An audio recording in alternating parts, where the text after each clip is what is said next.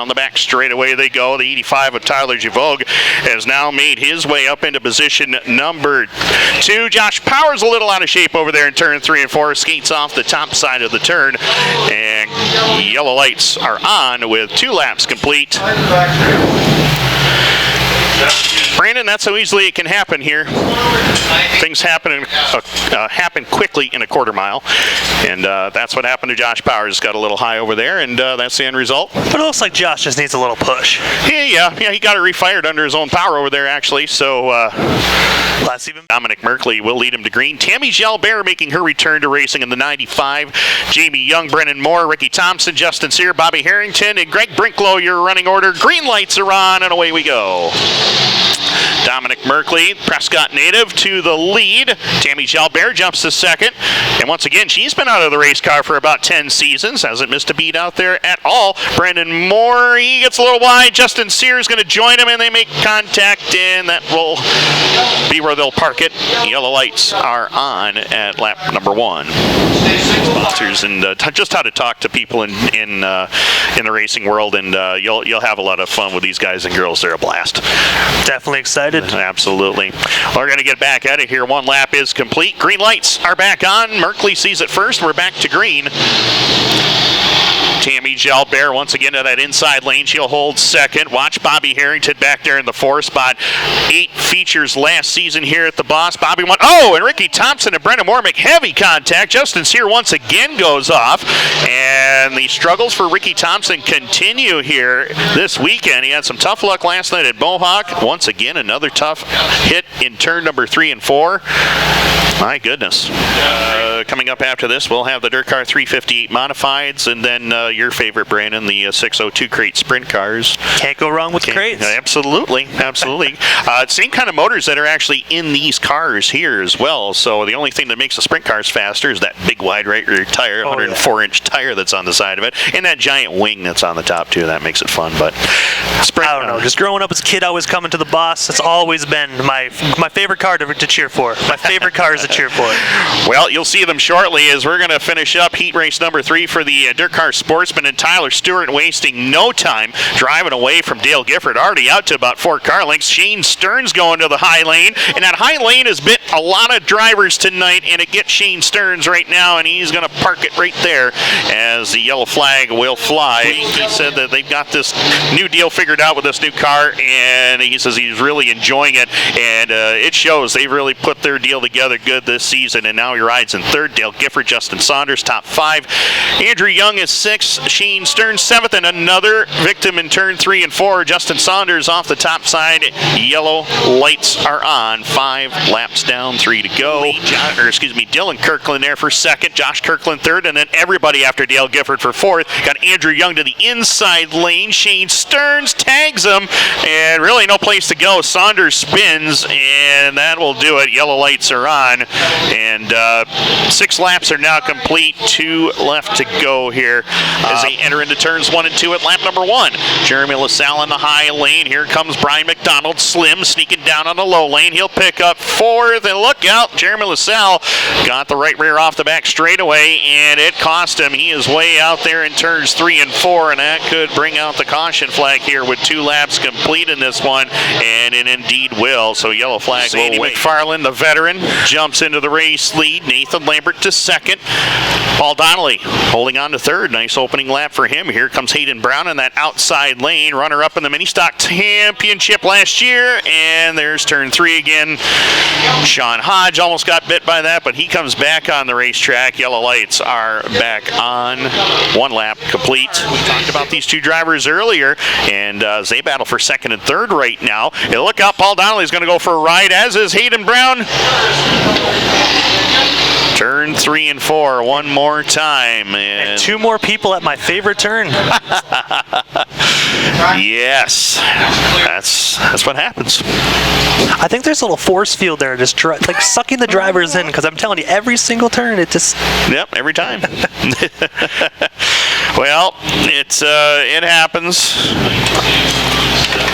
It happens from time to time. Spot Nathan Lambert also doing a nice job holding on to second. Everybody kind of spacing themselves out right now. Once they get stretched out, it gets tough to pass around here. White flag in the air this time by, oh my, Kira Turner collects. The 17 of Gavin McFarland, Paul Donnelly involved. The 43 of Sean Hodge also gets into the mix. Gavin McFarland, what a ride that was. He was up in the air a good ways. Okay, 3, let's stop on the back straightaway. So drivers will be stopped on the back straightaway, and Kira Turner, she's got a... I gotta say, that car is definitely tough to actually keep just rolling, relatively rolling. I should say relatively rolling. Yeah, there's some damage. there's some serious rear end damage on the 92 of Turner. She's going to try to limp it back to pit road. Sean Hodge, he's also going to, well, I thought he was going to duck to pit lane, but he's just got cosmetic damage. That'll iron out. Gavin McFarland, however, he is actually he's still inside the race car. No, he's actually outside of the race car right now. He still has a helmet on, walking away, but that was a tough hit over there for him. Front end way up in the air. That's not supposed to happen with these cars, Brandon. Not at all. Nope. But at least he got out of the car safe, and he's on his own 2 feet, so that's a positive. That's the unique thing about these cars. A lot of safety requirements involved. The 5-point harness, obviously, to keep them inside. They got the full containment seats in these cars now. And probably the roll cage as well. Roll cage, it didn't really make too much of a difference here. If he had gone upside down, then that would have been another story. But just the Hans device, the head and neck restraint that they have to wear that keeps their head from moving around too much inside of these cars. It's so they definitely strap you in pretty darn good. Yeah, they do. And they strap you in pretty good, but they also have quick releases to get the drivers out of there, because there's a whole lot of stuff that they have to put on in order to stay safe. One-way radios, of course, they are mandatory for all divisions. Another safety tool. A lot of different safety tools we've had over there. There we go. That is better. Yes, technical glitch there, but we got it back as Steve Billings continues to show the way. We are coming around with 2 laps left to go. Nick Govro's got company now. He's got Patrice Foster right there to challenge. And look out, Christian Bochevan goes around in turn number 3 and 4. Yellow lights are on. Contest, we got the 17 of Trent Wallace off the top of corners 3 and 4 over there. And not going to be able to get it going. Yellow lights are on with 9 laps in the books. What an opening start to this one, I'll tell you. 9 laps left to go. Tammy Jalbert loops it around. Tammy was running inside the top 10 around in turn number 3. Yellow lights are on with 9 laps to go. Not going away. She's down on that inside lane. She's trying to make something. Oh, and Josh Powers gets into Shane Stearns. And, Greg Brinklow, hard hit into Powers. We got Andrew Young up underneath the 707 of Brinklow. And we are going to go red here. We are going to put the red flag out. The track is blocked. Greg Brinklow, a hard hit over there after Josh Powers and Shane Stearns got tangled up together. 85 stop. Jamie Young trying to back away. Josh Kirkland also involved. A low lane, but it's not going to happen. It is going to be the 70 of Ryan Armathon taking over the top spot into turn number 3 and 4. Down across the line this time by lap number 3 will go up on the scoreboard. And it is Ryan Armathon in command of the field. We got cars off the top side of turns 3 and 4 once again. Jeremy LaSalle and the 66 of Corbin Miller over there in turn number 3 and 4. Here he rolls the middle that time. Halfway home, 15 down, 15 to go, and Herbison and McDonald come together. McDonald goes into the spin cycle in turn 3 and 4, and we'll park it over there to the outside of turns 3 and 4. Yellow lights are on. Exactly what Kyle Dingwall was looking for, not at all what Brian McDonald wanted to have top in turns 1 and 2. Then they flop positions. They'd run the bottom in 3 and 4 for Armathon, top for Kyle Dingwall. So we'll see what happens on the restart. 15 down, 15 to go. We're well past the halfway point. Green lights back on, and away we go. Oh, and they come together. Dingwall and Armathon come together. Dingwall goes off the racetrack. Oh, man, a hard hit there for Kyle Dingwall. Jeremy LaSalle with problems. Heavy smoke over there in turn number 1. Yellow lights are on. We'll check out the damage on the Armathon number R70. Doesn't appear to be any. My goodness, what a hit for Kyle Dingwall. I'll tell you. Kyle's okay. We're going to see if hopefully Kyle Dingwall's okay over there in turn number 1. Everybody stay low. That was definitely a atrocious collision, I'll tell you that. Oh man, it was. It gets pretty as well lit as this racetrack is. It's still pretty dark in that area, and the dust flying everywhere, and really Let's stop it. no place to go. And Kyle Dingwall caught up in a collision over there in turns 1 and 2. We're going to bring the field to a stop. 64, you guys pull up to the back. Medics over here. Medics in turn 1. Let's roll. Let's roll. And the medical front stretch as they head into turn 1 and 2. Oh, Chris Herbison sails it off the top of corner number 1 and comes to a stop just before the wall. Yellow lights are on with 16 in the books. Holly Denard is chipping away at that lead.